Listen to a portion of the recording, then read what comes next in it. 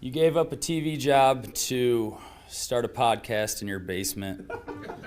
If that doesn't scream midlife crisis, I don't know what does. It was Championship Sunday here in Indianapolis. What's the mindset then coming in as a defending champion? I want to win. No, I want to win. The young lady over my shoulder, Caitlin Clark. Not the best looking guy.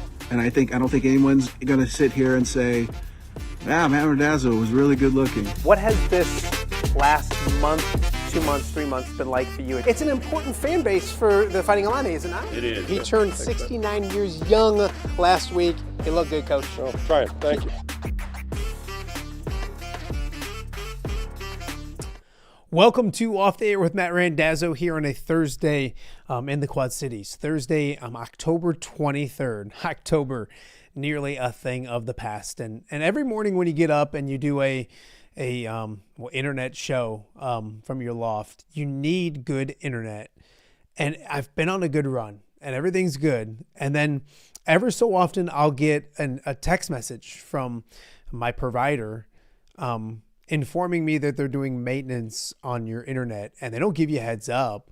They just say, hey, we're going to be doing maintenance for the next 3 hours. So I just got that like 5 minutes ago. So we are powering this thing off of my phone hotspot. So Let's hope all goes well.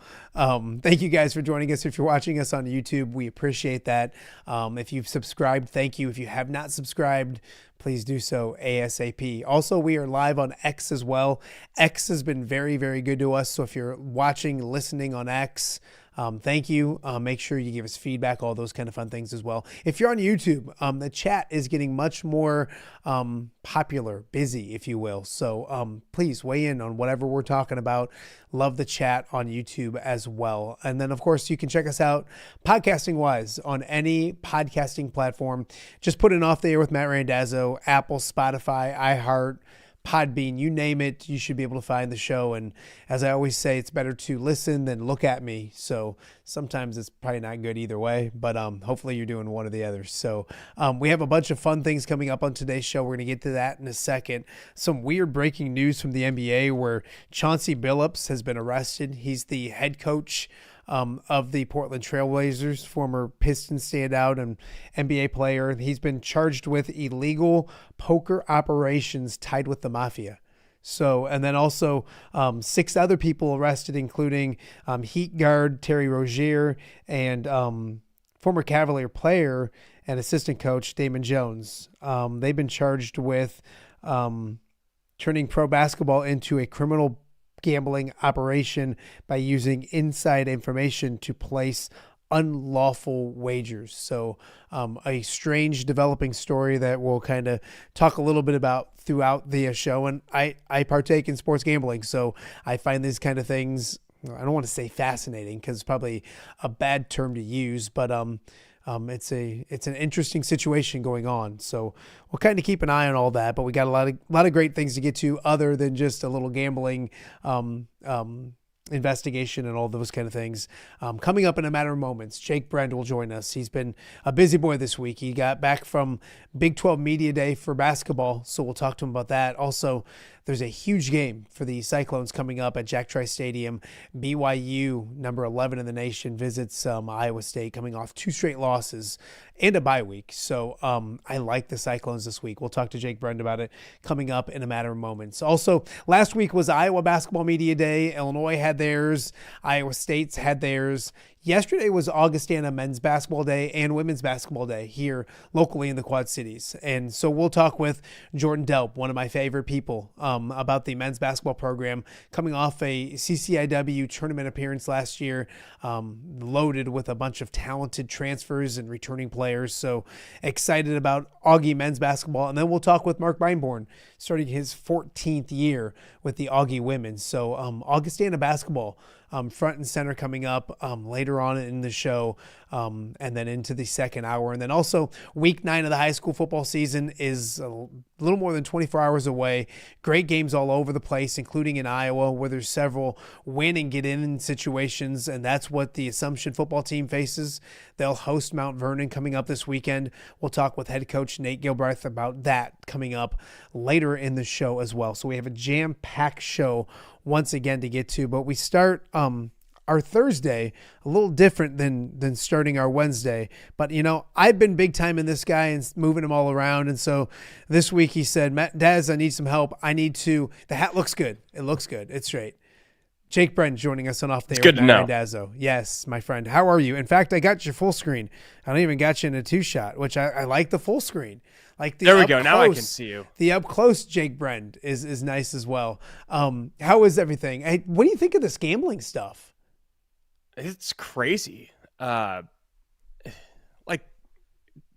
it hasn't been reported yet or announced that Billups was linked to any NBA stuff, but the fact that it comes out at the exact same time as Terry Rozier, it is fishy to say the least. It's dangerous. The NBA, they've already had a ref get in trouble 20 years ago. That they've had a few players get banned from the league. It's just they're swimming in deep waters, deep and dangerous waters. Yeah, I had a buddy text me and was like, you got to talk about it. And I want to a little bit, but to what you just said, like we don't know enough yet to kind of get on here and say certain things and do certain things. So not sure how much we want to go down that road. But with that being said, Jake, it's it's a big business thing. It used to be, you go into Vegas or you had a guy, those kind of things. And now everywhere you look, on every stadium, on every commercial and every TV show, you have sports gambling. I always tell people it's not taboo anymore. Some people still feel like it is, but when you have stuff like this happen, it makes it more difficult to not buy into conspiracy theories or the fix is in certain leagues. It's just a slippery slope, I think. Yeah, the other aspect of it too is maybe it's always been happening, and now you can make the argument that making it legal and making it way more tracked and making it through the government makes it easier to catch people. I guess that'd be the counter argument. I don't know. Yeah.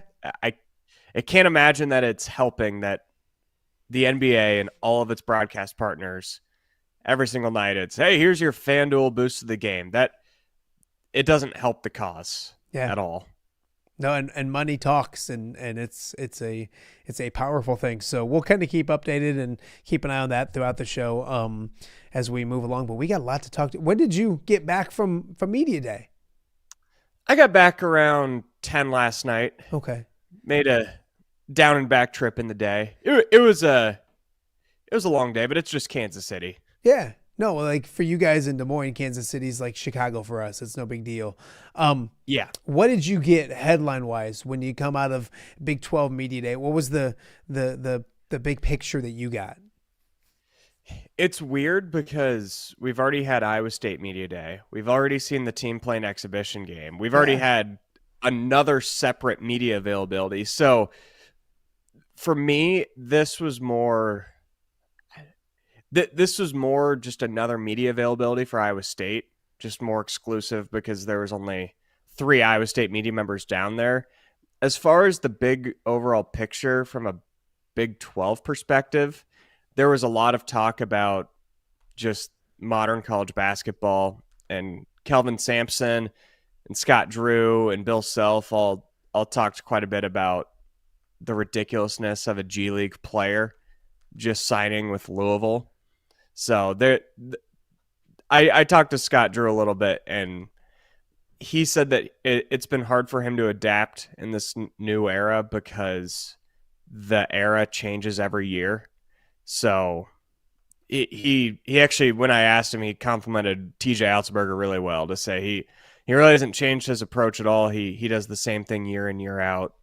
But I'd say the more big picture business stuff was kind of my biggest takeaway from the day. When you mentioned that, wasn't Louisville, right?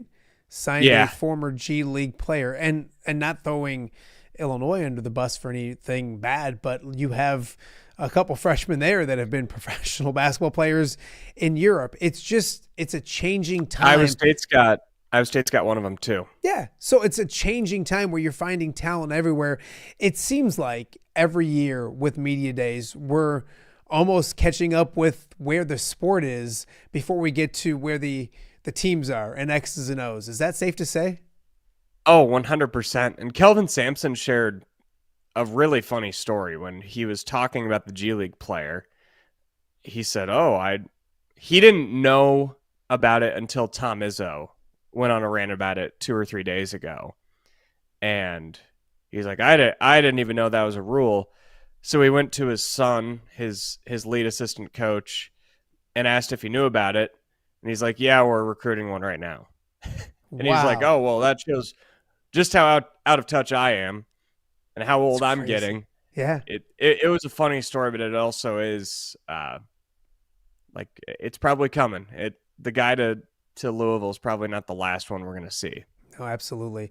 Jake, when you talk favorites in this league, and I think it's a good league, it's a deep league. I think when Iowa State's not maybe mentioned, and they're really good. Like I could see Iowa State being an Elite Eight, Final Four type of team, and the league's got a lot of those. Where do you see the pecking order when it comes to the Big 12?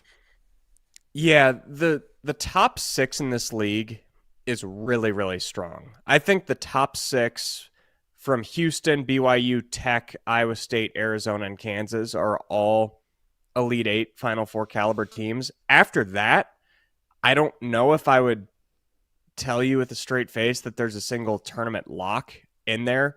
Yes, there'll be 3 or 4 teams that separate themselves from the pack, but that 7 through 16 it's not as deep as the Big 12 used to be, but the top is stronger than ever. As far as that top 6 goes, I think there's a clear split in that at 3. I think Houston has to be the odds-on favorite. From what they've done their first 2 years in the league, they're the best team. BYU is really, really good. I could see them winning a national championship. Wow. I don't know if you've seen their 5-star freshman who's going to be a top 3 pick, AJ DeBansta. He had 35 points in an exhibition game. It's just an exhibition, but he looks the part. And then Texas Tech, also Final Four team or Elite Eight team last year, bring back almost everything and also bring in a ton. I think I'd be shocked if the Big 12 champ came out of that top 3, even though I think Iowa State, Arizona, and Kansas will all be also pretty good as well. I don't know if I can see them going 15-3 or 16-2 like it might take to win the league. Listen to what you just said though. Arizona, Kansas, Iowa State, especially of late, like that's the next 3 maybe going into the season. That shows how good those top 6 are. Iowa is hosting Texas Tech on Friday, I believe, in a secret scrimmage. So that'll be interesting. We'll be waiting for reports out of the secretness of that. And the BYU freshman, you said top 3 pick. He's probably the overall number 1 pick, isn't he, in the draft? Yeah, well, there's another guy at Kansas that might have a word, Darren Peterson. Okay, yeah.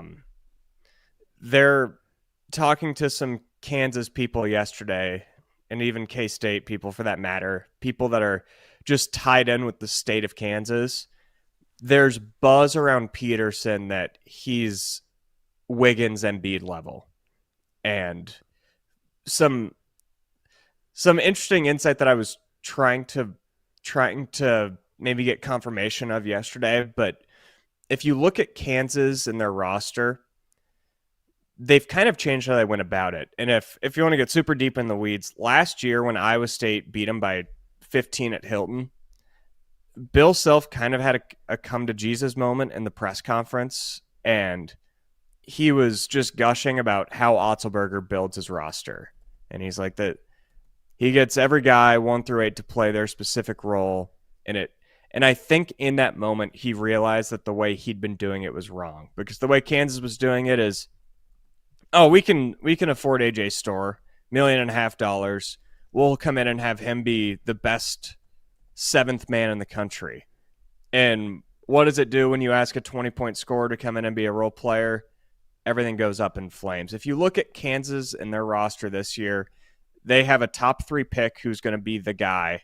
They've got an awesome defensive center, and then they've got a lot of role players who it looks like on paper, they're not as good as last year, but I'm guessing that their 6th man this year, their 7th man, is going to be way more bought into that role.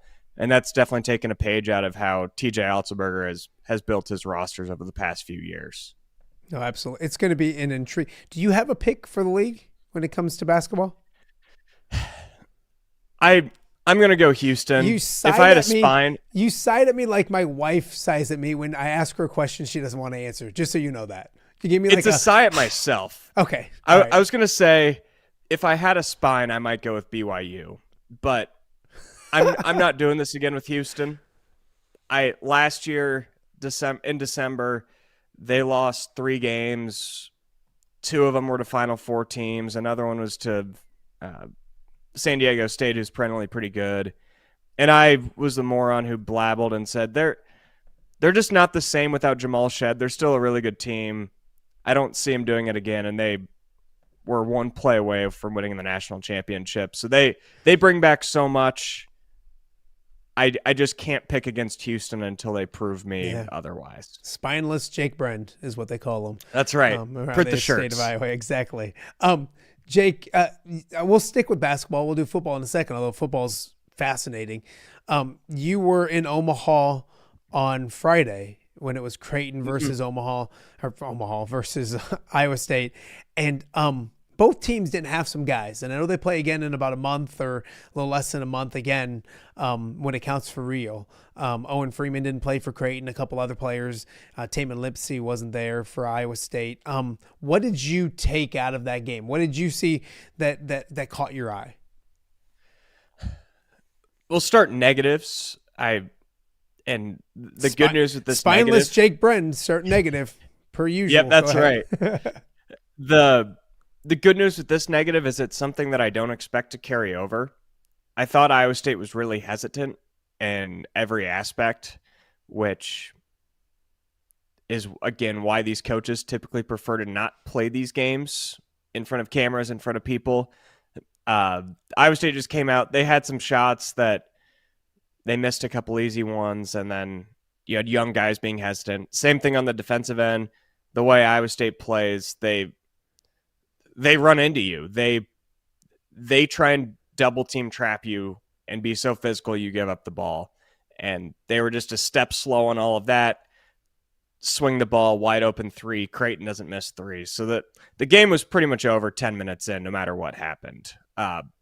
What I liked in the second half was, especially defensively, they had that step back and they were on time with their traps. They were actually being physical. They were creating turnovers. They were going the other way. As long as I see that on Sunday, I'm not going to really have any concerns about it. It's hard for me to judge the offense when you don't have your point guard. And for what it's worth, the true freshman Kylian Touré from France filled in really nicely. He's not going to be asked to play a 30-minute a game role this year. What he showed me in 30 minutes tells me he's got the potential to be a really good 12-minute a game point guard. And that's honestly something Iowa State hasn't had behind Taman. So hopefully that ends up being a good thing to keep him fresh and have him healthy heading into the most important part of the season. What did you get out of Creighton? I know they're missing some guys, including our local kid, Owen Freeman. Are they Elite Eight, Final Four good when it gets to they're getting Creighton. healthy?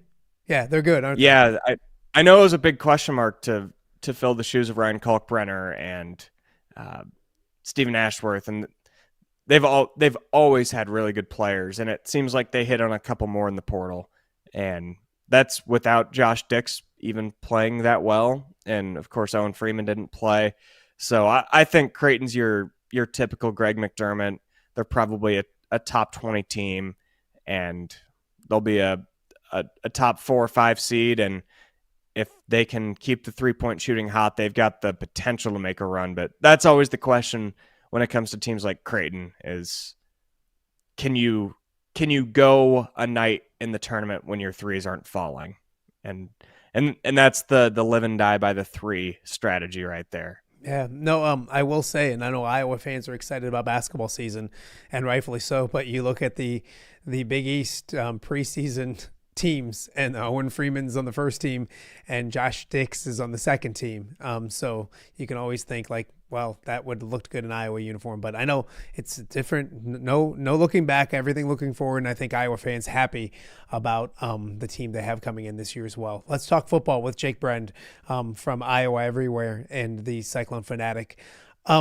It's a big game this weekend. Why do I love Iowa State this weekend? I think it's funny because I think the line opened plus 1.5, and now it's minus 2.5. They go from being a slight underdog to a favorite now, almost 3-point favorite, 2.5 last I checked.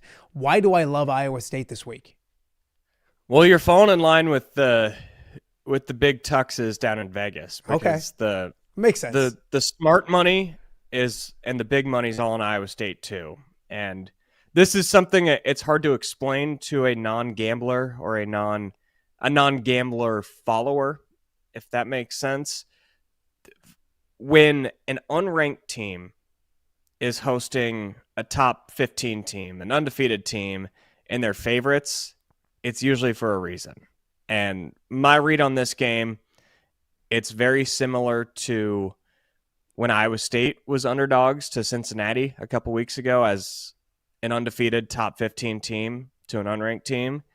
the books are thinking, look, BYU's good, but we don't think they're as good as the 11th best team in the country, as a 7-0 team. And we also don't think that Iowa State is as bad as they've shown the last 2 weeks. You factor that together, it's probably BYU favored by 1 or 2 on a neutral field. You throw in Jack Trice Stadium, 4 points, bang. You get Iowa State right there by close to a field goal. And I'm with you. I like the spot too. The potential of no Dominique Orange terrifies me to no end. I'd say I felt really good about the game before I heard about the potential of Orange not playing. I still feel good about the game, not as good.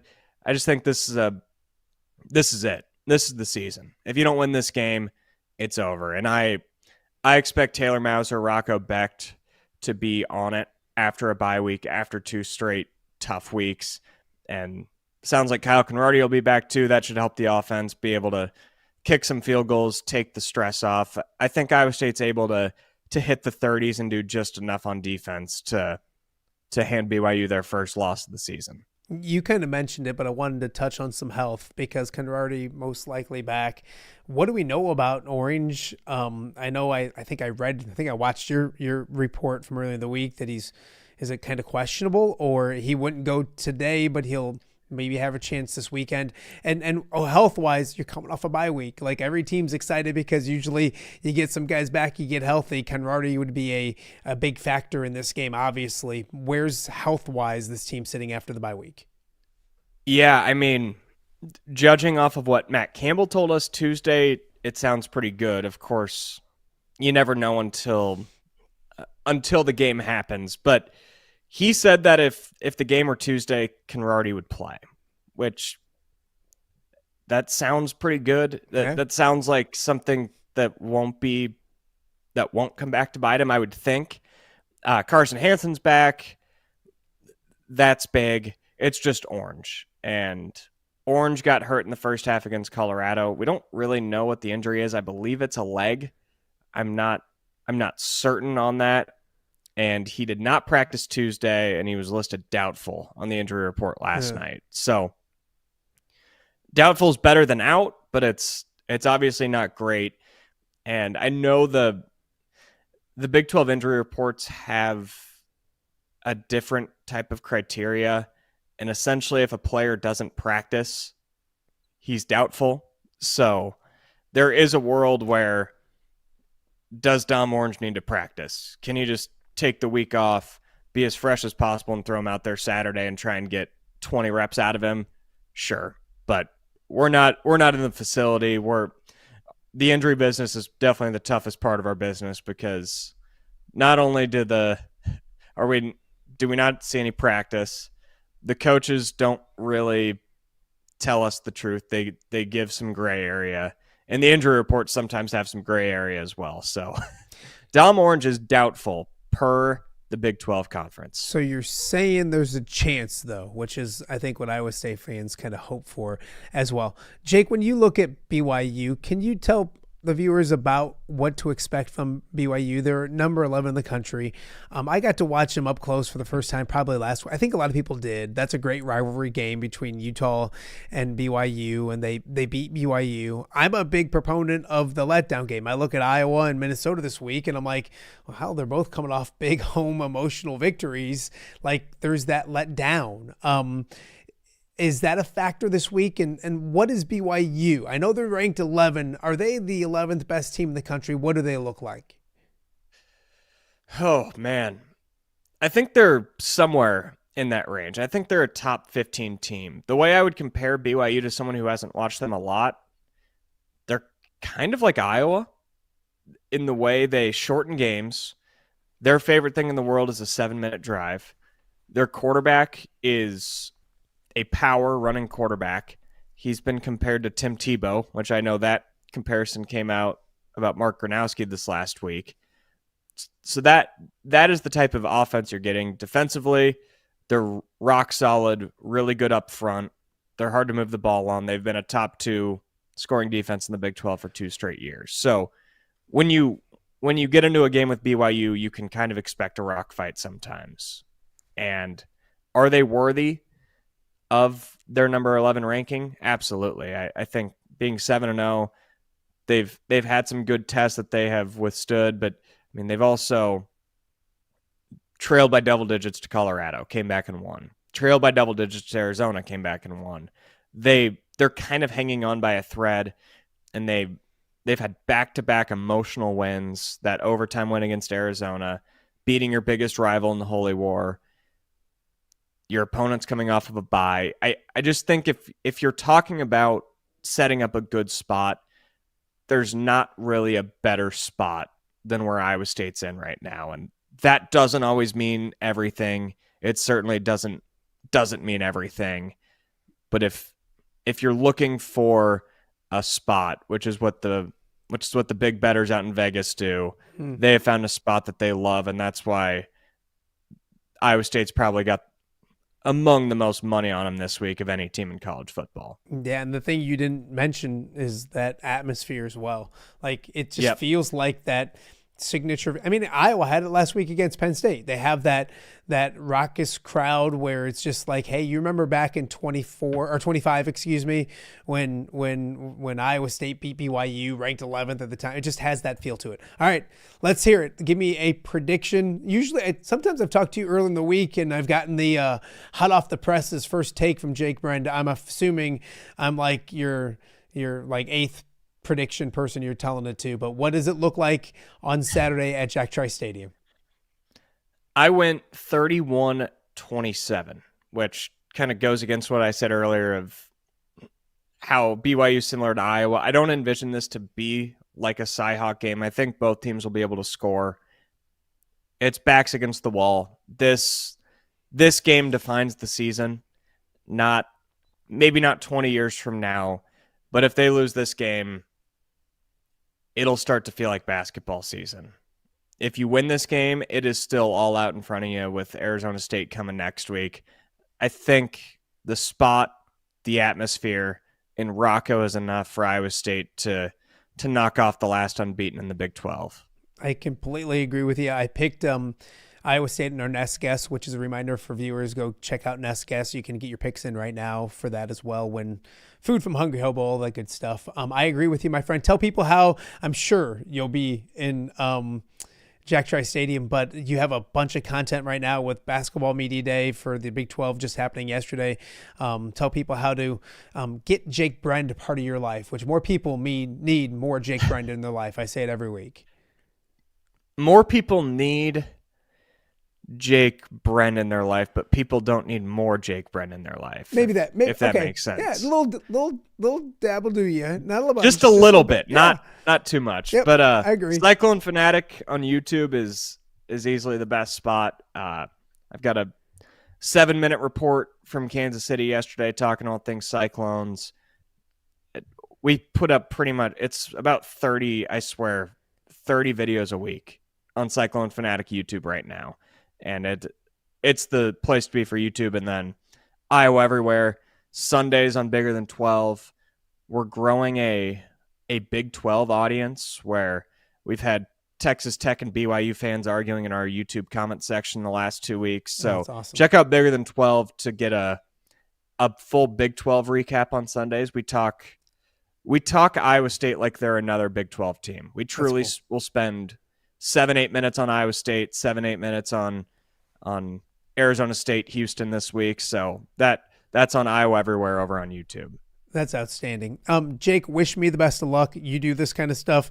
I'm powering this show by my hotspot on my phone just because I don't trust my internet at my house. You just can't, I don't get how somebody can give you a text message and be like, hey, by the way, we might take your internet from you sometime in the next 3 hours. You could be affected. It's like, I can't roll the dice. So we'll see.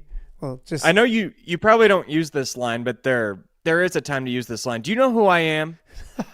I've never used that line. I did one time. I'm getting into the weeds, but I did say I did call and complain once, and I'm like, I have sponsors, and I have this is my livelihood. As glamorous as it may be, but it didn't work. Maybe I'll call and say City media scene. Maybe I'll call and say, do you know who I am? I'm Jake Brend.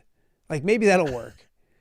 Or Keith Murphy. Maybe I'll go They'll Chris hang Hassel. up immediately. Chris Hassel. Maybe I'll do that. He's got more pull here in the Quad Cities than I do, and he's been gone for the last 15 years or whatever it's been. So, hey, Jake, I appreciate you. Enjoy Jack Trice Stadium on Saturday. We'll catch up again next week. Awesome. Thanks a lot, Dazzo. Awesome. That is the one and only Jake Brend joining us as he does every week here on Off the Air with Matt Randazzo, talking Cyclones, and a really good time to chat. I mean, I called him on by Tuesday night and said, hey, are we good for Wednesday? And he's like, actually, I'm at Big 12 Media Day. Would Thursday work? And I'm like, that's perfect timing. So obviously bunch of basketball. And I know the Cyclones, somebody asked me the other day, is Iowa State a basketball school or a football school? And I still feel like when Iowa State basketball is rocking and rolling and doing well, like it's just a little different. So I know everyone's excited about that, and the women too. And then football season, as big of a game as you can get this weekend at Jack Trice Stadium. So great weekend of football when you have Iowa, Minnesota, Illinois, Washington, and then Iowa State, BYU. Here in the Quad Cities, our three teams have a lot to play for and some big games coming up, which means we have a lot to talk about, which means it's a good week now. It'll be a good week next week, all of those kind of things as well. Easier to produce a show when there's big games to talk about. That is for sure. We got more to get to on today's show. Coming up after the break, we're going to chat with a good friend of mine, Jordan Delp from Augustana. They had media day yesterday. And you know what? I thought to myself, right when I got the notification that media day was happening, I'm like, I should take the show on the road. I took it to Carver Hawkeye. I should take it to Carver Arena and Carver Center. And it was timing. It was 4:00 yesterday. I couldn't do a show at 4:00 yesterday. So to make up for that, we will chat with Jordan Delp. Mark Beinborn coming later in the show. But Jordan Delp, really exciting times at Augustana College. We'll talk with him and much more right after this. You're watching Off the Air with Matt Randazzo on a Thursday. We'll be right back. All right, be honest. Are you craving Hungry Hobo again? You know, that fresh sliced meat piled high on those amazing sandwiches, hot off the grill chicken and steak with all those delicious toppings, the biggest and best selection of baked potatoes, or simply some waffle fries dipped in cheese. Well, now that Quad City favorite is even easier to get. Download the Hungry Hobo app today. Order ahead, skip the line, and earn rewards all at the same time. There's Double Points Monday and exclusive specials as well. With 12 locations in the Quad City area, it's Hungry Hobo. Now even easier to find, but still hard to resist.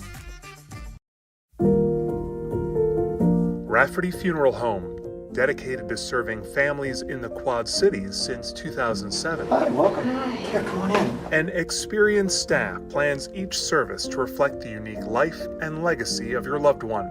Rafferty Funeral Home is proud to serve our community with dignity, respect, and compassion, helping you to celebrate your traditions and lasting memories no matter your faith, culture, or budget. Rafferty Funeral Home in Moline. Call today to discuss prearrangements.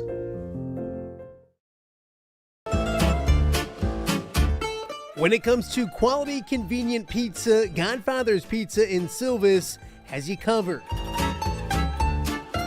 Featuring a beautiful dine-in area, delivery, and a carry-out window. Godfather's Pizza is that pizza you grew up with, not a convenience store. You see, at Godfather's Pizza, the dough is made fresh daily. That mozzarella cheese is shredded fresh and never frozen. And those toppings are abundantly piled high each and every time. Locally owned and operated since 2010, Godfather's is a huge supporter of local athletes right here in the Quad Cities. So come on by and check them out at 1211 Avenue of the Cities in Silvis. Order online at godfathers.com and reunite with that same delicious pizza you grew up with.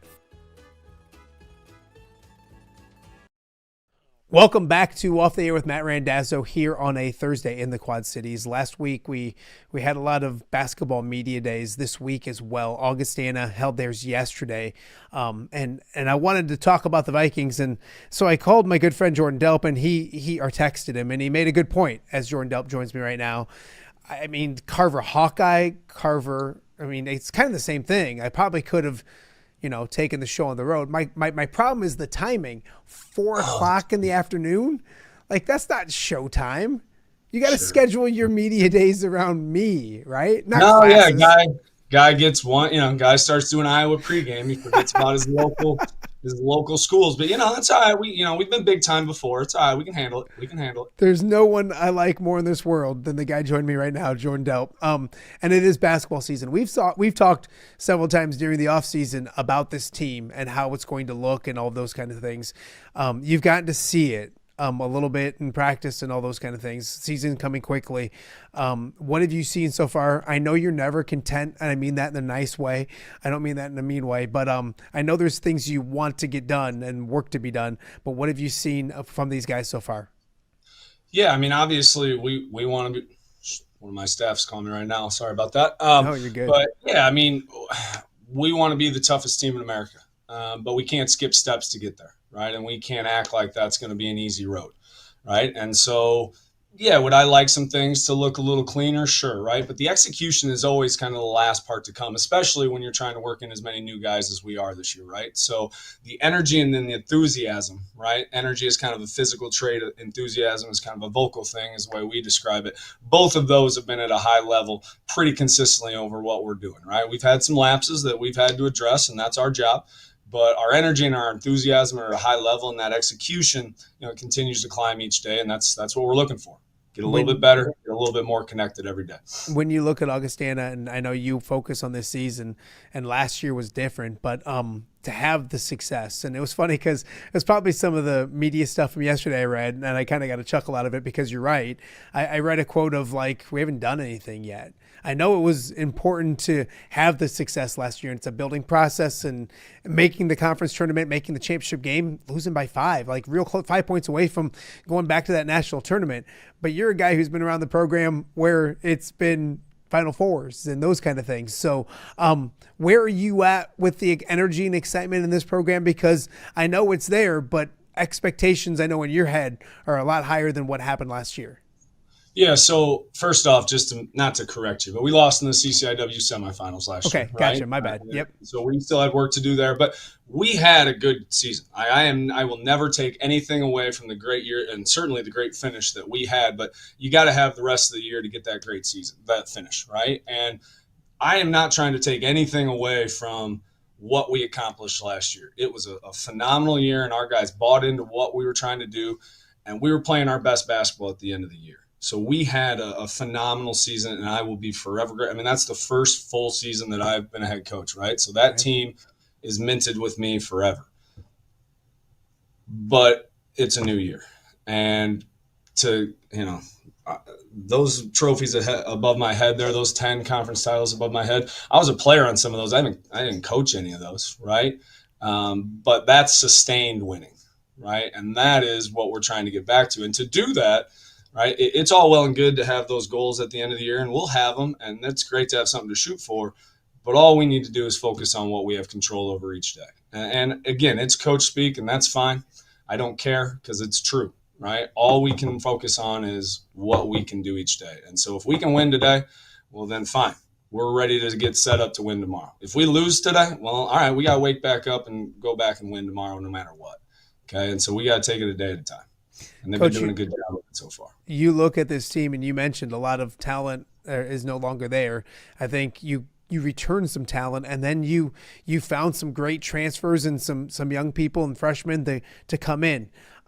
What is the puzzle like for you? Because you do have a lot of pieces and parts, and I think that's the fun thing of coaching, maybe the frustrating at times, is how it's all going to fit. Is that what's going on right now, is putting things together on your end? They have their jobs to do. Are you trying to put the puzzle together right now as well? Of course, right? We are every day. We stat practice. We watch our film. We try to build on what we did the day before, and we're trying to see which groups make the most sense together and who can impact winning, right? We believe in playing the guys who we believe impact winning, right? Regardless of age, where they're from, it doesn't matter. Whoever we think is going to impact winning are the guys that are going to play. And right now, the only way we can gauge that is through what we're doing in practice. So we're mixing things up. We're playing different lineups. We're seeing guys in different arrangements, and we're making our evaluations, right? And, it's kind of two-pronged, right? Like, basketball to me is the biggest chemistry game we have, right? How much of ourself are we willing to sacrifice for the good of our group, right? And so the Augie ego of team first is something that we have to continue to develop and continue to buy into, because at the end of the day, we have 200 minutes. That's all we got. 5 guys on the floor at a time for 40 minutes a game. We got 200 minutes short of, we do like to go to overtime. So sometimes there's a few more there, but there's still only 5 guys on the court, right? And so our guys have to recognize that we have to dole out those 200 minutes as we see fit in terms of, again, impacting winning. And that's not always going to necessarily mean everybody gets what they want individually. And we got to be willing to sacrifice that as a staff and as players and as a team to make sure that we're pushing in the right direction. And we got guys that are doing that. We're still working on it, right? Because we're still identifying who we are and who we're going to be based on, again, a new team in place. Coach, we talked, a month or two ago about some of the transfers coming in, and 3 local ones when you look at Marianne Anderson, Cam Atkinson, and then, of course, Andre Claver. Western Big Six guys this area knows about, and talented basketball players. What have you seen from them, not just on the court, but what you just talk about, buying in, because you know them as people and they're talented basketball players, but they got to fit a program. So what have you seen from those 3 basketball-wise and then also Augustana-wise when it comes to being in your program?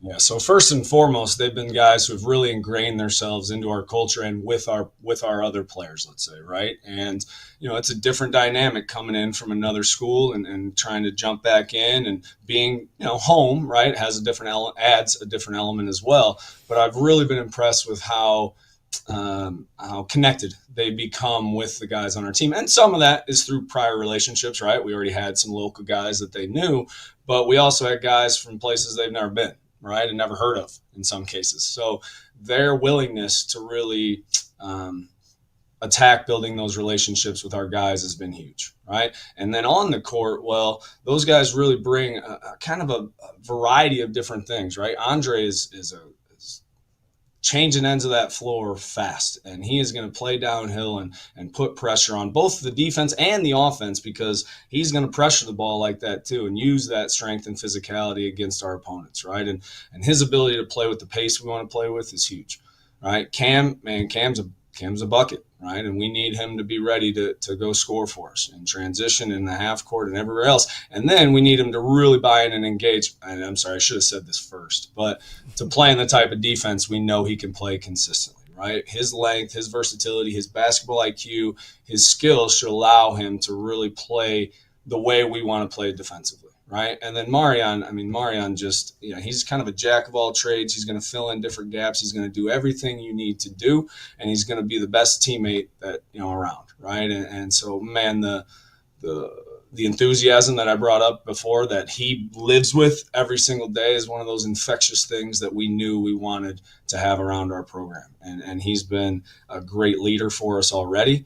And, man, he just fills that stat sheet in a variety of different ways, while also impacting the game in ways they'll never show up on that stat sheet as well. And Jordan Delp joining us right now and off the air with Matt Randazzo. Jordan, you look at this at expectations, and I always say it. I go into the media day and I hate the question. I ask the question too much, like, what are your team's expectations? And no coach is going to be like, well, we expect to lose and we want to lose as many games.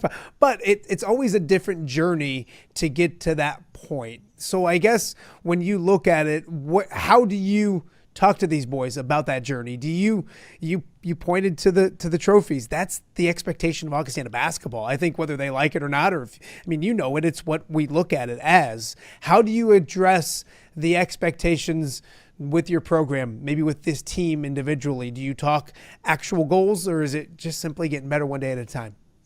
Yeah, well, certainly that's where it starts and ends, to be honest, right? Our standards have to be stronger than our feelings.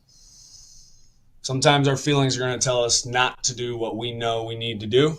And sometimes they're going to tell us to do something we know we're not supposed to do. And we have to get to a point where individually and collectively, our minds and our standards are stronger than that, right? And we're building there, okay? And that's a process, right? And that's where, again, I said this in another venue already, but we have to continue to remember to be the tortoise, not just as players, but as a staff as well, right? We can't try to skip steps. We can't try to get ahead in the race and then take a break.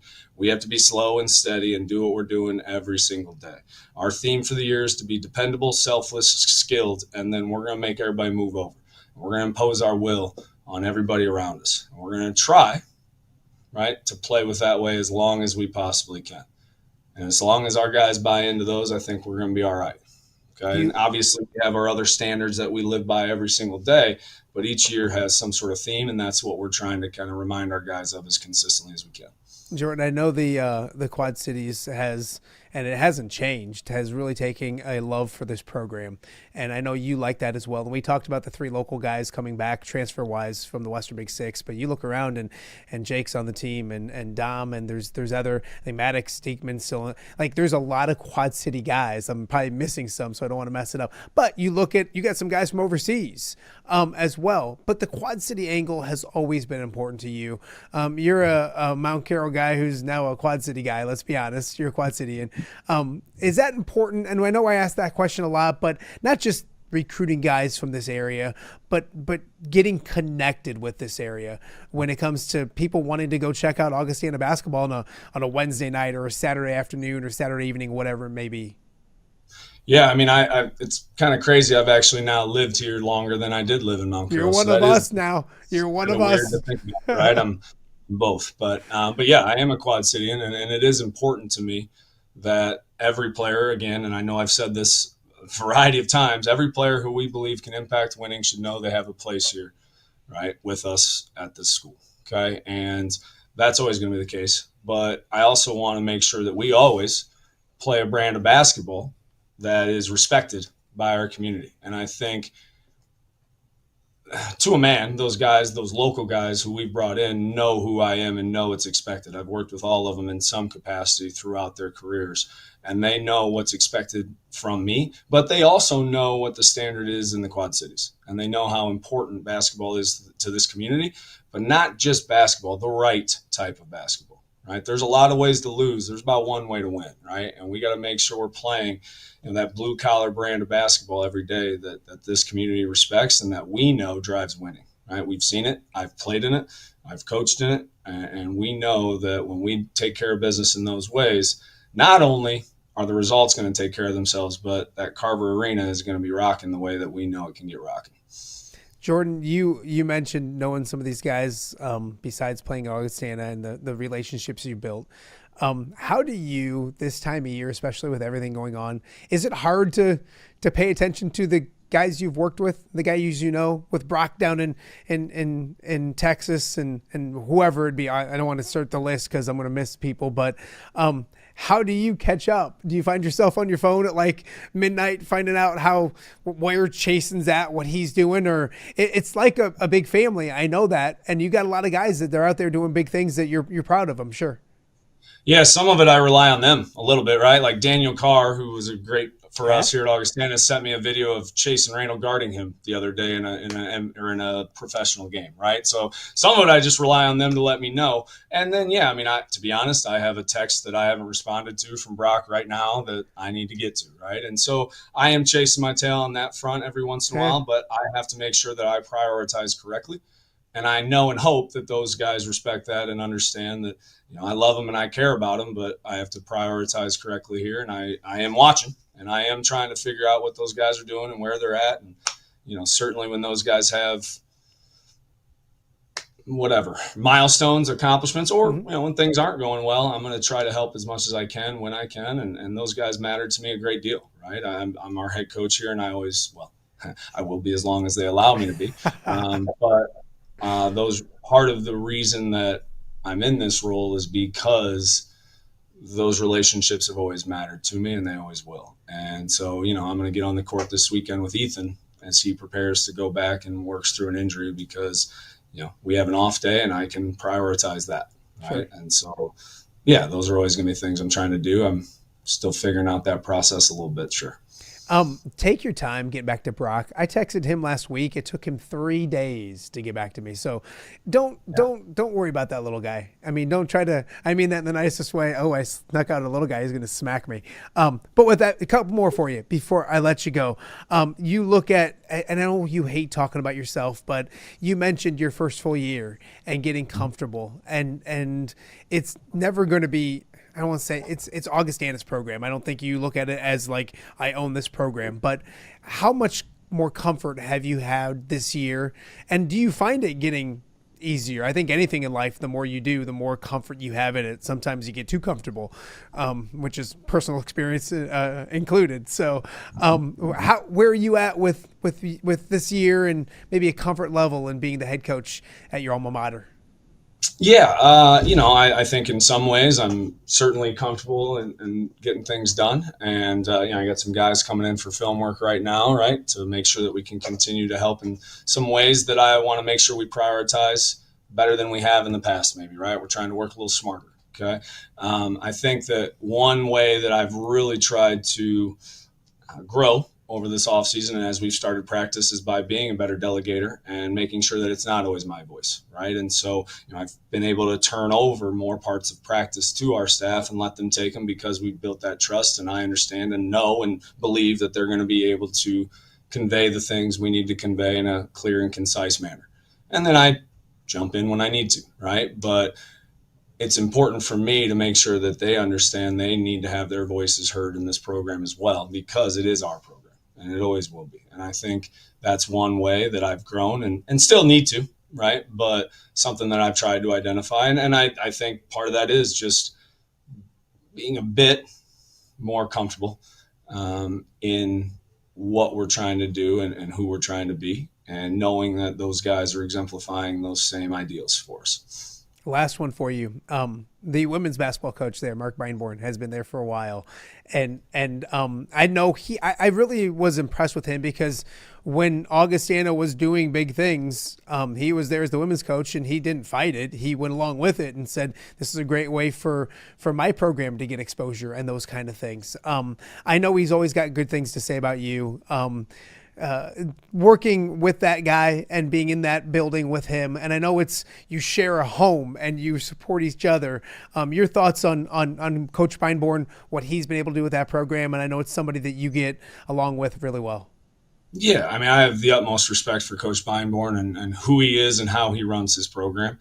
I've known him. He came when I was still a player here, right, and was an assistant at first. And then when I went into my player development career, well, I worked with Macy, I worked with Cole, I worked with Marcus, and now Cole's a part of our program as a freshman here as well, right? And so obviously I respect not only how he's run his program, but more importantly, how he's raised and grown his family. And he's the exact type of guy, and we have very similar values in terms of how we think people should be treated and the ways we think things should be run, right? And we bounce things. We're going to actually hopefully meet here in a little bit about our warm-ups, right? And so we'll talk about things on a grand scale, things on a small scale, and everything in between, because he's a guy that I've, again, gotten to know and consider a brother. He's coming up next on the show, and I pre-recorded it, but I asked him the question, who's a better shooter, Jordan Delp or Mark Beinborn? I'll ask you the same question. Oh, That's not even worth answering. It's safe to assume you believe yourself is still the better shooter. It's just not even worth answering. I'll let you guys bring that up in the meeting you're about to have here in a little bit. Jordan, I always appreciate your time, and I'm being serious. We're going to get with each other and kind of figure some things out because I love taking the show on the road. The Carver Center is fantastic. I think there's some could have fooled me yesterday. He could have fooled me yesterday. It didn't seem like you liked taking it on the road. I don't know. I'm going to make it up. I just can't do it at 4 o'clock in the afternoon. I got to do it like showtime-ish is what it's all about. No, so we'll figure out some fun things. Keep everybody healthy. Keep doing great things. And I appreciate you as always. We'll catch up soon. All right. Thanks, buddy. All right, that is Jordan Delp, head basketball coach at Augustana College, joining us on Off Day with Matt Randazzo. Such a fun time of year because you have, football season rocking and rolling, but basketball will be here before you know it. Games starting really soon, and a great crossover where we have something to talk about each and every day. Speaking of Augustana, we kind of alluded to it. Coming up next, we will be joined by the women's basketball coach, Mark Beinborn, as we talk more Vikings right here on Off Day with Matt Randazzo on a Thursday. We'll be right back. Give me the keys. Learning to drive can be stressful for both the student and, yes, the parent as well. Relax. There's an easy way to avoid the stress. Skiles Driving School in East Moline has been helping new drivers hit the road with confidence for over 20 years. Whether you're a teen earning your first license or an adult looking for behind-the-wheel training, we've got you covered. Their certified instructors are patient, experienced, and use modern vehicles equipped for safety and comfort. From classroom instruction to real-world driving, we make learning safe, affordable, and even fun. Call 309-278-0098 or visit skylesdriving.com. Skiles Driving School. Get in, buckle up, drive your future forward.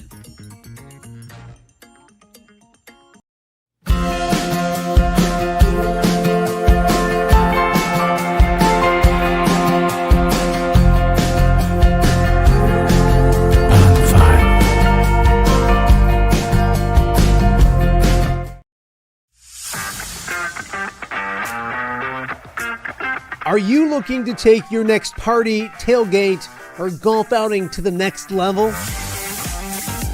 You need mobile party experience. MPX features 3 top-of-the-line party trailers equipped with all the amenities you need to party like a rock star. Smart TVs, Yeti coolers, JBL sound systems, grills, bathrooms, and much more. Mobile party experience is an experience like no other. Check out my-mpx.com or call 563-514-1470 and book your mobile party experience today. Welcome back to Off the Air with Matt Randazzo here on a Thursday in the Quad Cities. As we mentioned earlier in the show, it was a big day yesterday at Augustana College, media day for the Vikings, as basketball season is right around the corner. And there's a familiar face at Augustana when it comes to basketball, and it's not Jordan Delp's ugly face that we just dealt with. It's another, well, I don't want to say good-looking face, maybe similar, but Mark Beinborn joins us right now on Off Day with Matt Randazzo. Coach, I appreciate you taking the time to do this. It's always good to talk with you. I appreciate you having me. It's always great to talk to you as well. It is a fun time, and I want to talk about this Augustana Vikings women's basketball team, but I want to start with yourself. Is my math right? Is it 14 years at Augustana? So. I believe so. I'll trust your math. When you hear that number, what goes through your mind? Wow, a lot. To be honest, until I came to the Quad Cities, which then would be 18 years ago that I came here. Yeah. I had never lived anywhere in my life longer than 7 years. Wow. I had never been in one spot longer than 7 years by the time I was 35 or when I moved here. And so being here, the Quad Cities has become home.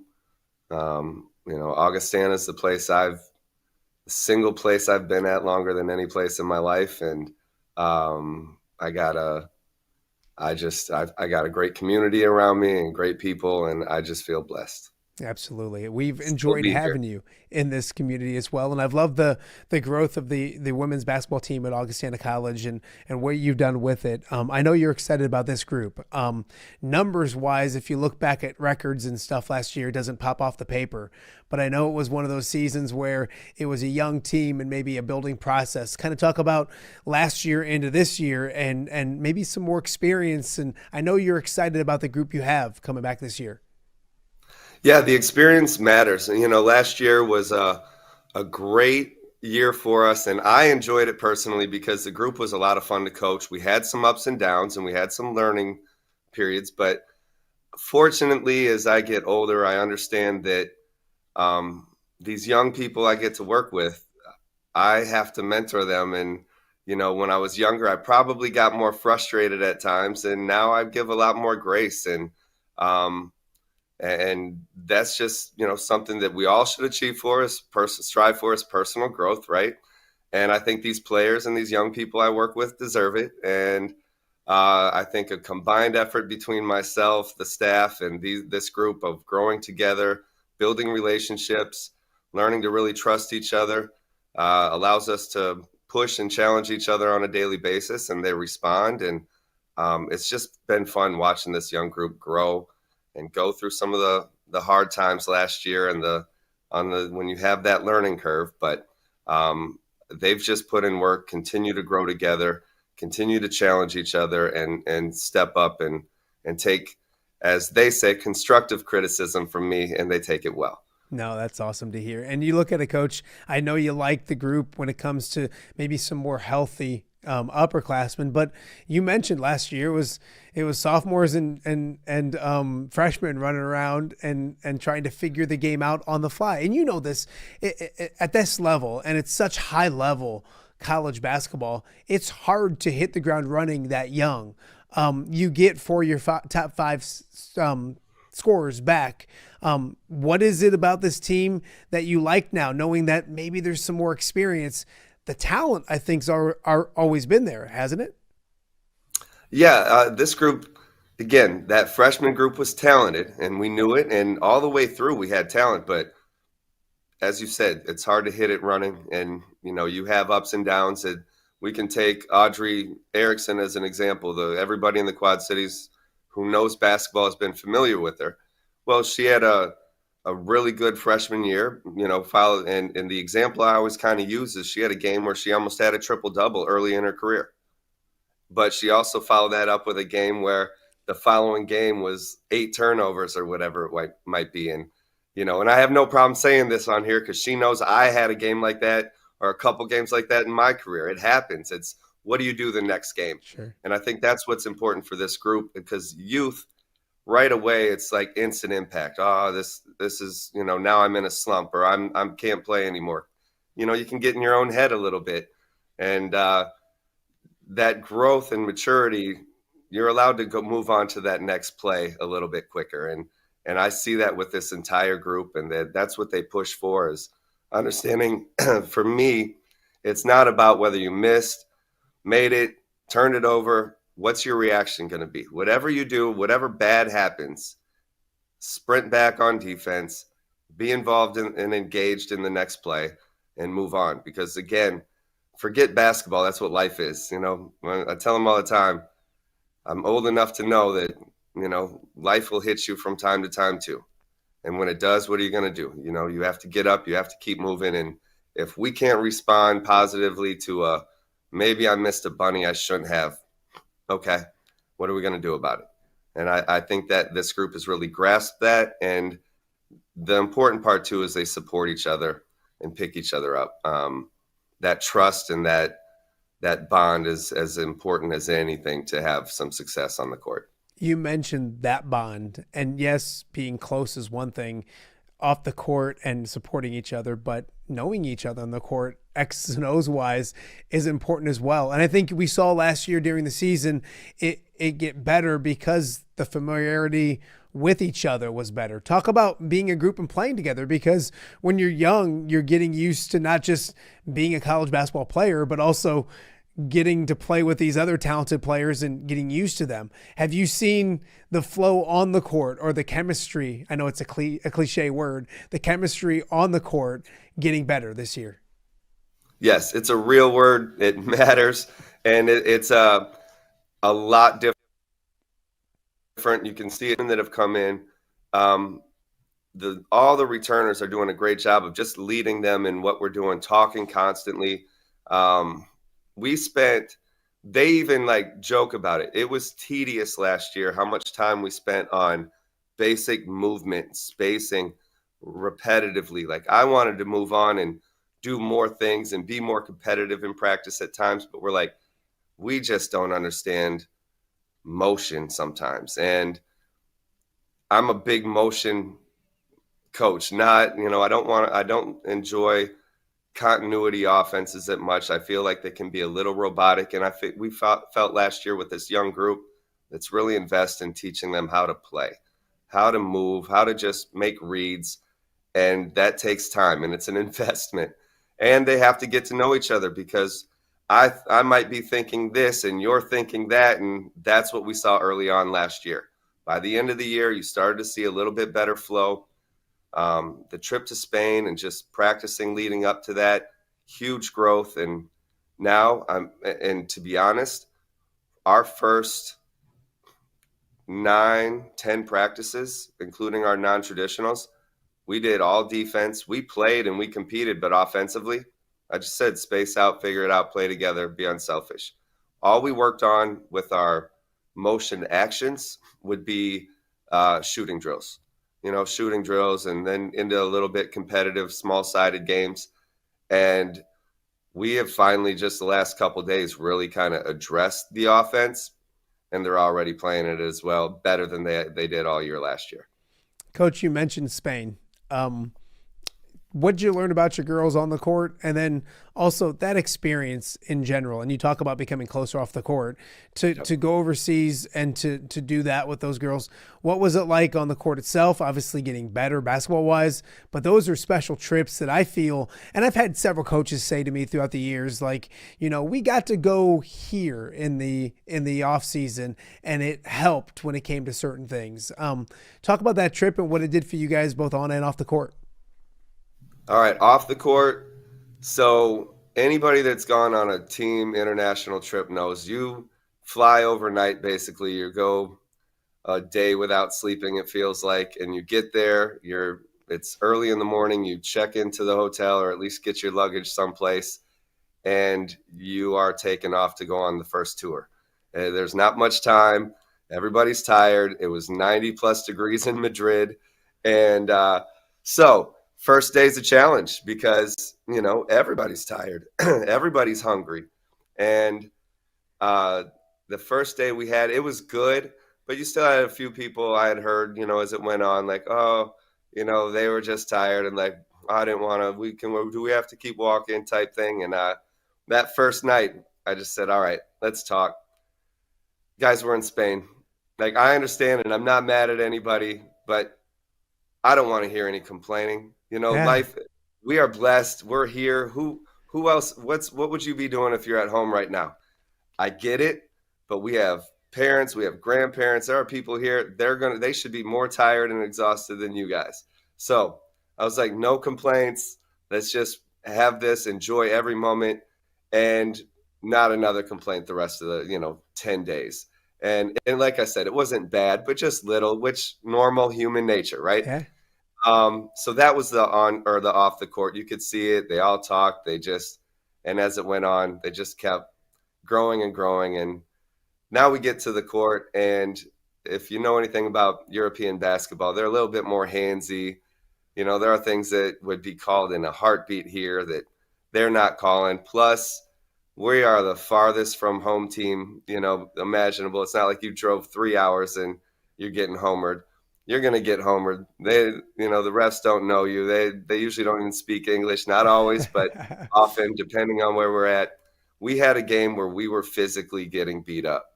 We had 2 people get hurt. It was physical. It was the most physical game I've ever been a part of that wasn't at, a playground in a city. So it was the moment where I saw us band together, get each other's backs, and just toughen up and start playing, and not like couldn't complain to the refs. They didn't know what we were saying anyway. They had no idea, and they were out there, and it was being called a little bit different. And guess what? We have to adjust, guys. Deal with it. And they dealt with it, and they stepped up, and they started, matching the energy in a way. And that was the moment where I was first like really proud of this group. I'm like, they are getting each other's backs and they're coming together. And that was a big step. And I've just seen it continue to climb since then. So I think the trip overall, it was so much fun. We had great balance of game time, some tough challenges in those, some great experiences. and just a lot of great bonding. And it's definitely given us a little kickstart to start off this year.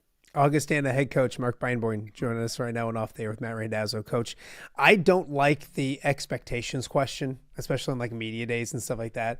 And then I find my dumb ass asking the question about that. So I'll kind of do it in maybe a different way. I don't want to know what they are. Do you set them? And is it one of those things that it's just an evolving thing where you're excited to see where this team goes? You're just not sure where it'll get to. How do you address dumb questions about expectations? Honestly, because I did get that question and I was just like, just basically I want to work hard, get better every day. But I don't set the goals of we want to win conference. We want this. Yes, we do. We all know that. What do we want to do this year? We want to win. We want to be in a position to win conference. Okay. So what's it take to get there? And that's what this team's focused on. And they know that the expectation is the little things. It's attitude and effort. We talk attitude and effort daily. Those are the two controllable things that we all have. So are we bringing our best? Are we, from a mental standpoint, from a physical standpoint, are we bringing our best for each other every day? And, that answer might be a 90%, 98% yes, or everybody was, well, for the most part, we need it every day, every minute. And, even after practice yesterday, we had a player say, I just think they always give each other some shout outs and it's all positive. And we had somebody, I thought our energy could have been a little bit better. Okay.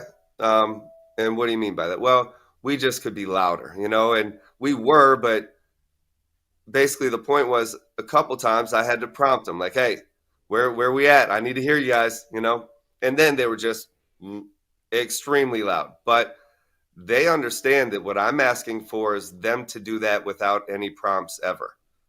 Now, if that was the case, then you could just get rid of me, save, school can save the money and they can coach themselves. But so I understand that that's needed, but they don't want me to have to do it. They understand that it's on them to bring the energy, to be the glue person, to use their voices, their outside voices every day.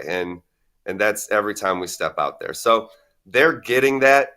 And, it's still early, but it moves pretty fast. So they're understanding that that's what we want to get a little bit better at every day. And if we do that, we're constantly communicating. We don't have communication breakdowns. We're moving the ball, sharing the ball, playing together, communicating so we can resolve things that happen throughout the game or practice. Then I think this group could be pretty good.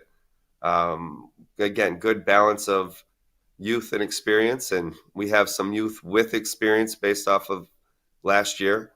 So I believe they could be pretty good. I believe they have an opportunity that they could fight and be back like where we were 3 years ago, where we're in that mix for conference championship and hopefully back in the conference championship game. That's where they want to be. I believe in them. I think they believe in themselves. And even more importantly, they do believe in each other. And that is what separates them, because it's not like that every year. You have a little bit of, that they like each other, but do they really believe in each other? Do they really trust each other? And when groups get to that point, it's pretty special. Now, you got to have enough talent as well. And the other factor is you got to have depth. We have depth again this year. We haven't really had depth the last couple of years. After that conference championship opponent or appearance 3 years ago, we lost a handful of kids. Obviously Gabby to graduation, but a couple that transferred to the team that beat us in that championship game, and those were key pieces for us. So, I have to be better consistently, making sure we're bringing in the numbers and preparing for something like that. But we have the depth, we have the talent. And again, as of right now, they really have the relationship part down. And they also understand that we don't take that for granted. We nurture it every day. Just like I always joke, they roll their eyes at me sometimes with it, and other things. But I say it's like a big marriage, and I often say it. Like, if I just take it for granted that, oh, my wife and I are doing, Jill and I are doing pretty well, things are going good. Well, if we don't communicate, we don't address, something, or I probably left something laying around again, or left some dishes in the sink, I have to make sure that I'm doing the little things and not, or if something is done, we have to talk about it. And once you talk about or address something that's a conflict, what usually happens? Growth, and again, that's uncomfortable for people, young and old, but this group understands that I'm a big believer that conflict is good if you manage it properly. And I don't know that I've always managed conflict as, properly. That's a part of, I think, my personal growth is trying to understand and see I need to address this right away, and can't let it, even if it seems minor, or it just seems like somebody's in their own head, because that happens. What do I do? Just let them figure it out? Or do I just try to have an uncomfortable conversation and make sure they're okay and make sure they know that I actually do care, versus just, expecting them to just know because I say I care. So we have those conversations, and, we encourage them. And to be honest, our captains are doing a phenomenal job. They're leading with their hearts, and they're not afraid to address things that, I'm getting a lot more to me than I have the last couple of years, as far as, hey, just so you know, this is going on. I think we can handle it. I think we got it. Not a big deal, but just so you know. And if it needs to come to me, they're bringing it to me, and we're sitting down and having a conversation, and everything's good. So it's nice to know those things right away versus they're festering. And so I give a lot of credit to our captains. Carly Stone, especially. I mean, again, Cadence, Callie, and Carly are all phenomenal leaders. Carly is the one who has no hesitation, is not afraid to address the difficult things, and she does it with a great heart. She's a wonderful human being, as all of them are, but her role in that, the way they all fit, is to, okay, I'll address this. I'll go talk to her, or I'll yell right now at, hey, get in here. This is what we got to do. And that's leadership sometimes. And it's hard for peer leadership to do the accountability part. It's uncomfortable. I do understand that.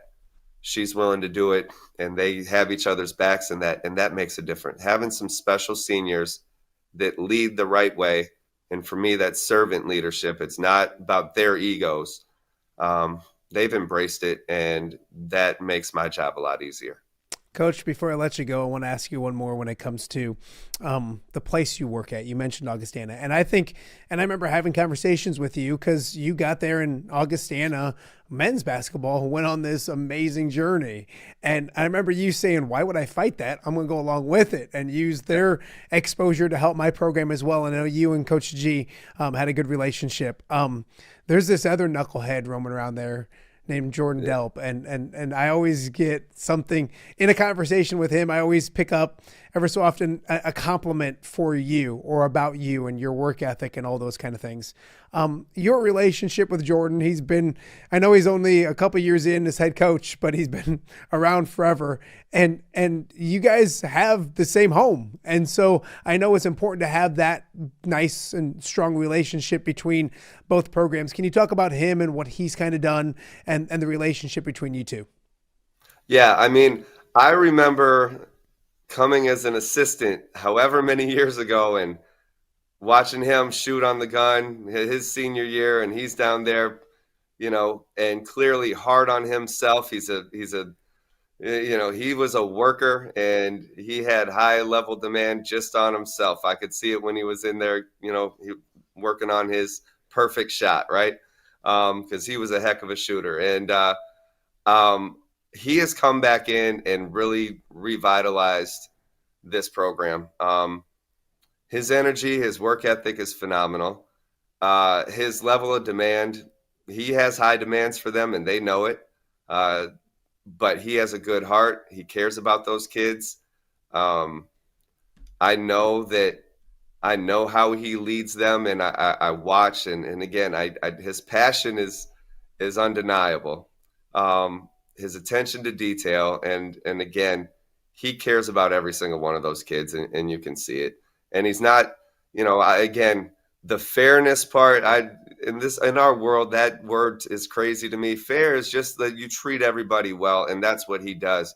But you have to earn your time, and that's the way it's supposed to be. That doesn't create a bad world when people have to work hard to earn things, and that's his expectation. And man, it's fun to watch, and I enjoy working with him. We bounce things off of each other often, and again, his knowledge for the game exceeds his age, although he's getting up there too. Who's a better shooter, Coach Beinborn or Coach Delp? Well, I'm definitely gonna say me, because when have you ever heard me give credit to anybody that? And I'll back it up with a shooting. Yes, we've done that. A horse or something too. So yeah, I'm gonna stand by it. Now he's younger, so if defense and running up and down is involved, he might be able to do that a little better than me right now. Jordan but if Delp we're just and standing defense, around shooting, I got it. Jordan Delp and defense don't go hand in hand. It doesn't matter what age. So let's not get carried away. I know we played in some open gyms together. Coach, I enjoy the conversation. Really looking forward to this team. There's a lot of young energy and some experience this year as well. Don't mess it up, okay? I know. I'll try not. All right. Appreciate you, my friend. We'll catch up again real soon. All right. Thank you. Appreciate you as well. That is the Augustana Women's basketball coach, Mark Beinborn, joining us here on Off the Air with Matt Randazzo. Really good human being. Someone I've enjoyed getting to know over the years, and excited to see what his program does this year and where it's at. Just the stability of Augustana Women's basketball has been fun to watch grow over my years covering them here in the Quad Cities. We got more to get to. You're watching Off the Air on a Thursday right here in the Quad Cities. Hello, Dan Pearson here of FCA. Our team is thrilled to support Off the Air with our good friend Matt Randazzo. We share the view of the power of sport when it comes to relationships, including the influence of the coach. FCA believes the coach is the most influential person in America.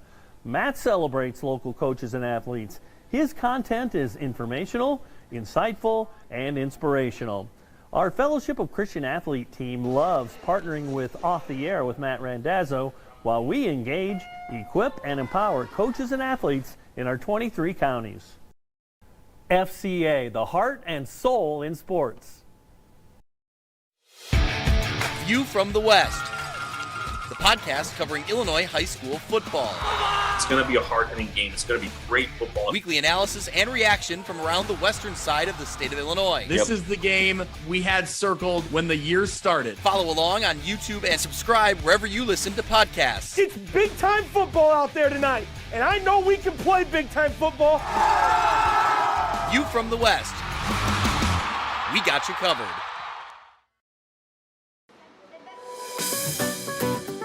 Are you looking for the Quad City's best chips and salsa? There's only one dude to turn to. Right on. Snoop. Hand-cut chips, fried fresh with that crunch you've come to love. And the most addicting salsa with delicious fresh ingredients each and every time. Pick up your chips and salsa, queso, enchiladas, and much more at the Stern Center in Rock Island. To place your order, simply call the man himself. It's Snoop at 309-314-8197 and find out for yourself what the rest of the Quad Cities already loves. Welcome back to Off the Air with Matt Randazzo here on a Thursday in the Quad Cities. Week 9 of the high school football season is now just more than 24 hours away. And while a lot of people are looking towards the postseason, week 9s are so special because you have the conference district titles on the line all over the place. And yeah, there's a lot of win and get in situations. Earlier this week, we talked with Adam Height from Davenport North. They've got a big game up at North Scott where they can guarantee themselves a playoff spot with a victory. Both teams, one of them would guarantee their spot. Another big game on the Iowa side is down the road from North Scott at Davenport Assumption, where the Knights are looking to punch their ticket to the postseason as well. Nate Gilbraith joins me right now and Off the Air with Matt Randazzo. Gilly, I can't speak this morning. It's too early. How are you, my friend? Doing well. Just happy to be playing for something on a Friday. Are you okay with the Illinois flag over in Iowa? Do you get a hard time? I go to a grid club every Monday, and it's a lot of Iowa people and Iowa fans and Iowa supporters. And I think if I ever talked about being an Illinois fan, they would shun me and not let me speak anymore. But, Iowa, Coach Ferentz, they're great people. They do it the right way. And so there's not a lot of hate for them. Only when Illinois and Iowa play. That's the only time they don't do it enough, Gilly. I wish they play it every year, which is annoying to me. But that's besides the point. A big Friday coming up for you guys. What's a week like that like? You guys get a really good Mount Vernon team. They're looking to get in the postseason. And we knew, we did the show from Assumption, and we knew how good this district was, and you're getting ready to tackle this district.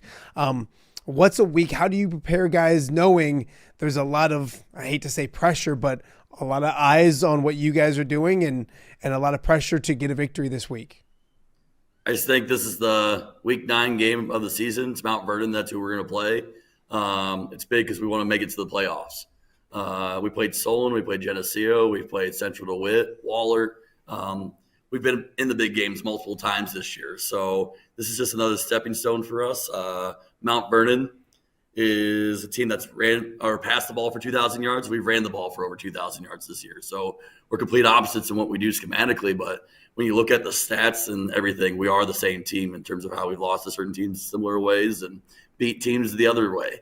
I think we're pretty evenly matched. We just got to stay out of the big play on Friday night and not let their quarterback go to work. Gilly, you look at it and you started 0-2 in the season, and you would look at who you played and you're like, okay, well, there's a reason. And there's a thing called getting better while maybe not winning, and you can learn a lot from losses. Talk about this team, because I don't think there was any panic in your program and your building after 2 weeks of the season. What did you learn from that start? And then obviously the growth that you guys have had throughout the season has been pretty remarkable. Yeah, I mean, 8-0 Solon, 6-2 Geneseo. Those were 2 fun games to be a part of and very competitive games. And we had to get off the ball fast and be perfectly sound across the board. And, we didn't get it done necessarily, but I thought we took a lot of steps forward and learned a lot about our team during those 2 games. And so being in those 2 games, I think is what prepped us for like a Central DeWitt type game. If we don't play those 2 teams right off the bat, I don't know if we necessarily beat Central DeWitt, because that would have been our first taste of a physical big-time football game. So our guys enjoying those 2 moments, not necessarily getting the wins, prepped us for those later season success and setting us up for what I think is the toughest district in 3A. So our kids are relentless for the fact that we've experienced a couple injuries. From losing our center game 1 to losing our right guard a couple of weeks ago. We've had kids where we had a couple question marks. They stepped in and just flawlessly just kept the train moving. So these are huge guys for us, with Ben Armstrong moving to center and Daniel Murphy, 180-pound, 5'9" guard, going out and kicking butt against Dubuque Waller 2 weeks ago. I mean, they've really just stepped up and owned their roles, and they're doing a nice job. I remember talking to you in the preseason, and you loved your guys up front. You even, I believe, called them the identity of this team, or the leaders of this team. You weren't lying. Talk about those guys up front, and it's old school football. But a lot of games are won in the trenches, Gilly, and that's what's happening right now at Assumption. Talk about that, those big boys up front. Yeah, from left to right, we have we did have 2 sophomores. We have 2 juniors, a sophomore, and 2 seniors, with a senior tight end who's an extra lineman for us. And we just talk about it being the grind. It's okay to get 4 to 5 yards of play and just be patient and rack up first downs, knowing that the clock's going to tick. And when the big play hits, the big play hits. There's been multiple times this year where we looked across the line of scrimmage and the defense is hunching over, grabbing their knees. And that's when we think that's when we're going to start running the ball even better. That's hats off to our backs, because all of our backs play both ways. And so when our line does their job, our backs seem like that 3rd, 4th quarter, that's when they finally start hitting their stride. And so for a team that's ran for over 2,300 yards and averaged 7 yards a carry this year, I think that starts up front, and the guys in the back, they get all the love and the identity in the newsrooms. But I just think outside of our line, we have a quarterback, Luke Jobson Jr. He's taken to another level. He has never taken a snap at quarterback ever in his life until June. Wow. And then going from there, first 2 games of the year, he had success running the ball, but he threw 5 interceptions those first 2 games. And they were poorly timed interceptions in those games, but from there on out, he's become one of the top rushers in the district. He's efficient, 60%, over 60% completion. We've only thrown the ball 60, 70 times this year, but when we throw it, it strikes and it puts a dent into a lot of those defenses. And so his leadership skills, his big play mentality, he's a competitive dude. When things aren't going right, he stays calm, but when things are going well and he truck sticks a dude, he is fired up, the line's fired up, and everyone wants to see them succeed. One more guy, he's a running back, H-back, whatever you want to call him, Luke Argo. It's a long list of Argos at Assumption, but, man, he's really taken on the identity of being a really, really good blocker, going against some of the best linebackers in the district at Central DeWitt, Wahlert, and potentially Mount Vernon this Friday. Without him, he's just another piece to that rushing attack. And when he gets his carries, he's a load to bring down as well. It's funny you mentioned an Argo. There's an actual rule, I think, in the handbook that says there must be an Argo at Assumption at all times in order to turn the lights on every single day. Nate Gilbraith joining me right now on Off the Air with Matt Randazzo. Gilly, you look at when this team got its confidence, and I was over there, and you were starting to win, and the boys talked about how it's exciting to see results because, yes, you can see progress, but it helps when there's a W in that column. In my opinion, from the outside looking in, that Central DeWitt game kind of maybe set the tone for the rest of the way when it came to this season. When did these guys start hitting their stride? And obviously the game against the Sabres, from my opinion, was obviously a big tipping point on how this thing was going to go. What your thoughts on when this thing started to click for the guys, when they started getting that confidence that things are going, trusting is seeing, and they started seeing the results? Yeah, our guys back in December, March, whenever their next sport ended, they just took to the weight room, committed to the weight room on their own. They would go review plays, work on fundamentals. And in the summertime, everyone was 100% in, committed. And when we had that little hiccup early in the year where we were 0-2, it's like, did we not work hard enough? What would we not do to take the next step? And, playing Muscatine, playing West, getting back on track. But that Central DeWitt game, Week 5, that was a huge game. And I had a player say, wow, I didn't really realize how big that game actually was. I mean, if we didn't take care of business that week, it would have been a little bit of panic mode by week 8, week 9, knowing the implications of what it could have done and how good Central DeWitt actually is this year. But, I thought we ran the ball really well that game. We threw the ball 7 times, 6 to 7 that game. Did what we needed to do. And they have 2 really, really good wide receivers that would start for any team in the state. They have a very talented quarterback, and they gave us every possible issue you could think of, and we stopped them twice, and that's all we asked for. Is to stop them twice, put the ball in our hands, our offense would go to work, and made sure that clock ran the whole game to keep it out of their hands. And I just felt like our offensive line truly understood that no matter who we go against, we're going to get off the ball, we're going to play fast, we're going to play physical, and our backs are going to go to work. And as long as we get 4 to 5 yards, stay out negative plays, penalties, don't beat ourselves, we have a pretty good confidence that no one can stop us. Gilly, you mentioned that this is a really good district, one of the best in 3A, and Wallert's in, and there's yourselves in Mount Vernon, and then Central DeWitt still sitting there with a home game against Center Point Urbana, where if they win that game, they're in the mix. If you guys don't happen to win, then it's a different situation. Can you kind of talk? I mean, and it gets weird, and you're like, oh, point total is this and that, whatever. Well, your message to the kids is what? Is it simply let's not worry about all that kind of stuff? It's pretty clear for you guys. You win, and you get to play postseason football. It's been a playoff game since week 3 for us, but the reality is we win or go home. That's the message right now. Win or go home. Let's not put it in anyone else's hands. Let's just go out there, do what we need to do, take care of business. Every day of practice matters. Every rep matters, and it's mattered all year. But you have to understand that this is either your last practice on a Thursday ever, or we're game planning, ready to go on Monday. And I think this group knows that if they win and get in and take care of business on Friday, there's gonna be a lot of teams that do not want to play us in the playoffs, just because of who we are and who we played and what we can do. We do present a lot of issues defensively and offensively. It's just that I think if we just do what we need to do, we'll be okay on Friday. Gilly, you look at, I can't escape this game. In my group of friends, John Marks and MediaCom 22 are coming over to do the game. Don Umland, who's a good friend of mine, his crew's doing the game officiating wise. It's at home. Everybody's talking about it. You just mentioned your message to the kids. You're on the most popular show ever to exist in the history of the world right now. That's the kind of media coverage it's getting, or the attention it's getting. How do you embrace, hey, that's how big of a deal it is? Do you tell them to knock off the noise outside and focus on the task at hand? It's at home. There's a buzz. There's an excitement. How do you make sure your kids aren't too fired up for what could be a really big game on Friday night? If they need MC22 and Randazzo to fire them up, we got bigger issues. Every game, like, they should be motivated to go out there and take the next step. That's all we talked about. Take the next step. Get those 5 to 6 plays to swing our way, and usually good things happen. I think it's also senior night for us. We have 18 seniors that are going to be called out and walked along the track this Friday as well. And these seniors have really bought in.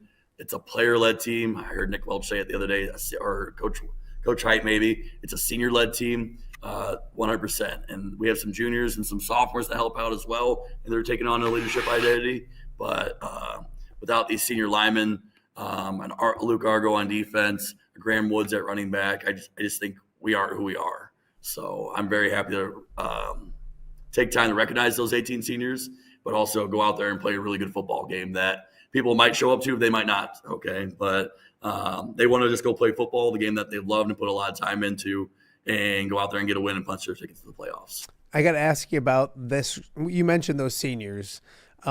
And I know it's about the team, and you're this team guy that probably will hate this question, but this is year 2 for you, and you're in an awesome situation to be in a big game on a week 9 with all that attention, and you maybe go back to last year, and I know how excited you were to get the job and get running, replacing a legend in Wade King, and it didn't start great with schedule and all that, and it very similar situation last year where you played well and got in. But to be in these situations and the journey that it's been for you, the highs, the lows, the ups and downs, what's it like? Do you get a chance, you probably don't, to sit back and realize the situation you're in and the program you're leading and all that kind of stuff? You know, Assumption football's had a strong tradition of winning. They just released a list. We're one of the top 25 teams to make the most playoff appearances in the state. From Coach King to Coach Kazmarek, there's been tons of football knowledge and legendary guys who've walked the sidelines. I'm just a guy who likes coaching kids and making it organized and sharing our love for football. I really do believe that me coaching is an extension of the classroom, because me being the football coach, I get really good classroom behavior all of a sudden, or I get to interact with kids outside of a history class at Assumption High School. I love what I do. I love motivating kids. I don't love yelling at kids. I know I get fired up and yell at kids every now and then, but it's just part of that path of life where they just need some truth told to them every now and then. Yeah. And they need to get redirected, but we have great kids here at Assumption High School. That's really what makes it. We're 5-3 because of the kids. The 3 losses are my fault. The 5 wins are because of our kids that wear the Assumption Night uniform every Friday night. These are really, really good kids, and I wouldn't trade the world for them. It's going to be a big game up at Assumption on Friday night. Before I let you go, I know this isn't your side of the river anymore, but you used to do this whole Illinois side of the river stuff, and you played Geneseo this week, this year in week 2. There's a new proposal out for regions, and you're over in Iowa with districts. I know you probably haven't studied them the way you want to study them, but just from the outside looking in, your thoughts on maybe changing the landscape of what happens over on the Illinois side of the river. This is like the 4th district proposal in the last 10 years. I'll believe it when I see it. That's all I'll say. The Big Six was supposed to end in 2014, join up with the Peoria schools. Everyone thought that was going to happen. It didn't happen. Then districts were going to happen, and they weren't going to happen. So it's bounced back and forth. All I know is it's 10 times easier to get into the playoffs on the Illinois side based off the current system of just getting the 5 wins. And this new system says you could possibly get 3 or 4 wins and make it. Over here in Iowa, we made it at 4-5 and kicked a 6-3 team out last year with an asterisk next to our name. And so for us, getting the 6 is tough. Getting the 5's tough for who we play every week. And I'm jealous of those Illinois guys. That's all I'll say. I love it. I love it. We want to continue to see the Assumption and Geneseo matchups. I know that's one thing people talked about, and those first 2 weeks are open for whatever. So hopefully that doesn't prevent some of the Cross River stuff to continue to happen. Coach Marks and MC22 are coming there on Friday. Do you send him like nice text messages throughout the week? Do you kiss up a little bit knowing that he'll have a live microphone? And you mentioned getting loud or yelling at players every once in a while. Coach Marks, you want to stay on his nice side as well. Do you kiss up a little bit this week before he has a live mic in front of him? Absolutely not. I will not do any kissing up. Here's what I know. There's media Coach Marks and there's Coach Marks. And I know when he was our co-head sophomore coach with me, and I was the OC, it's 3rd and 3, and I pass the ball, and he's screaming at me down the sidelines for what the heck are you doing passing the ball? And at the time, as a young coach, you're like, what are you getting mad about? It was wide open. But deep down inside, I just know that running the football is his identity, and it was the Allman football identity, and I've really ingrained that from every stop I've had at Allman, Moline, and at Assumption, and our kids have taken on that identity. And so maybe that guy yelling at me with no care or opinion on what people think about him has rubbed off on me as well. So we're going to run the ball on Friday, and that's a big thanks to him. And hopefully he won't yell out from the stands up in the booth at me in between drives if I make the wrong play call. I did a MediaCom game with them, Riverdale versus Orion, 2 very different styles, two efficient styles and successful styles, but I will let you know, and you know this, he loves the Riverdale style of running the football, and he was very open about the fact that that was the correct way to play football. So I think this version of Assumption he'll enjoy watching on Friday night. We hope the best for you, my friend. Hope everybody stays healthy. Good luck on Friday night. I got to sneak to a game on Friday. If I don't go to Iowa City early, I may head that way and check you guys out. So best of luck, my friend. I appreciate it. The beauty thing, Gilly, is that flag over your shoulder is waving in the breeze. So, like, not only are you an Illinois fan, but you're almost taunting Iowa fans as it waves in the breeze. You'll notice it when you watch the interview later on. So I appreciate you, my friend. Be well, and we'll talk to you soon. Thank you. All right, that is Nate Gilbraith, the head coach over at Assumption. Big game between Assumption and Mount Vernon. Also, Central to win is at home against CPU. That's a big game as well. The Sabres needing to win to stay in that conversation and maybe possibly get into the postseason. And then you look at it as well up at North Scott and Davenport North. All these, several. That's just a few of the many big games on Friday. We'll be on the road again tomorrow for Off the Air on the Road once again. And then we'll get you ready for the Instant React show coming up as well for the Illinois side of the river when it comes to high school football on a Friday night. So we got more to get to. You're watching OTA on a Thursday. We'll be right back.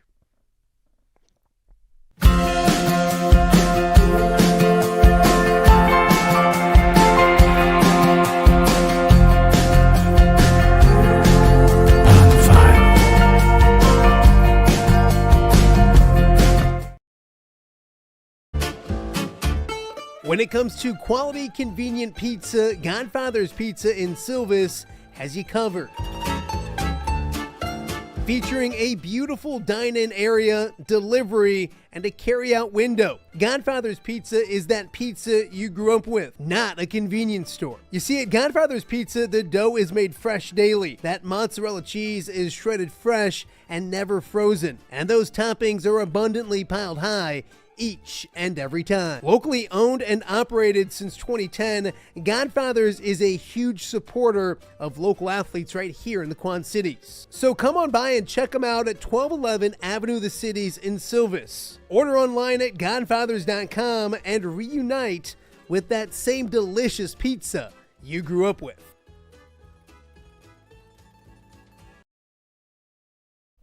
Welcome back to Off the Air with Matt Randazzo on a Thursday, October 23rd.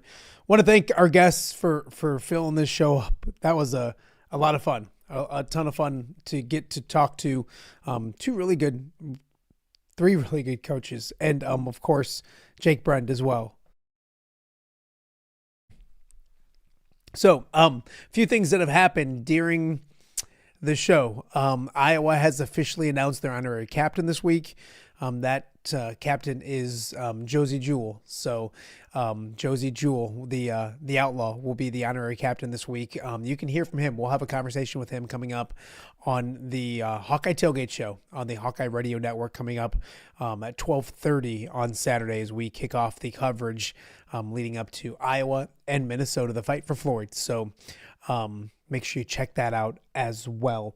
Also, a lot of talk last week about the new regional proposal in Illinois when it comes to high school football. Augustana High School releasing the possible regions and what they would look like. They are fascinating to look at. Go check them out.